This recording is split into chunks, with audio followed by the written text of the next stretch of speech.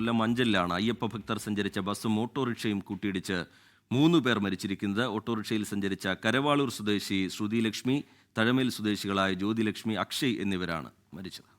അരുൺരാജാണ് കൊല്ലത്ത് നിന്ന് വിശദാംശങ്ങളുമായി ചേരുന്നത്. അരുൺരാജ്, ഒരു വിഷമിപ്പിക്കുന്ന വാർത്ത തന്നെയാണ്. അപ്പോൾ എപ്പോഴായിരുന്നു ഈ അപകടം? കൂടുതൽ വിവരങ്ങൾ എന്തൊക്കെയാണ്?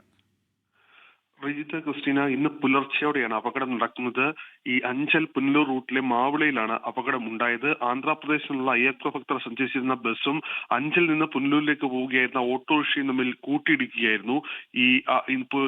സംഭവ സ്ഥലത്ത് വെച്ച് തന്നെ ഓട്ടോറിക്ഷയുടെ ഡ്രൈവർ കൂടിയായ അക്ഷയ് മരണപ്പെട്ടുകയാണ് ചെയ്തത്.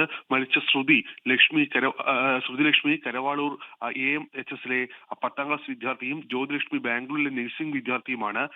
ചരക്കുളത്തെ ജ്യോതിലക്ഷ്മിയുടെ വീട്ടിൽ നിന്ന് ശ്രുതിലക്ഷ്മിയുടെ വീട്ടിലേക്ക് പോകുമ്പോഴാണ് അപകടം ഉണ്ടായത്. ഈ സംഭവ സ്ഥലത്തിന് തൊട്ടടുത്ത് തന്നെ നാട്ടുകാർ വേഗത്തിൽ ഇവരെ ആശുപത്രിയിൽ എത്തിച്ചെങ്കിലും ജീവൻ രക്ഷിക്കാൻ കഴിഞ്ഞില്ല. ഈ 3 പേരുടെയും മരണം സംഭവിക്കുകയായിരുന്നു. ഇപ്പോൾ അഞ്ചൽ പോലീസ് സ്ഥലത്തെത്തി തുടർ നടപടികൾ സ്വീകരിക്കുകയാണ്.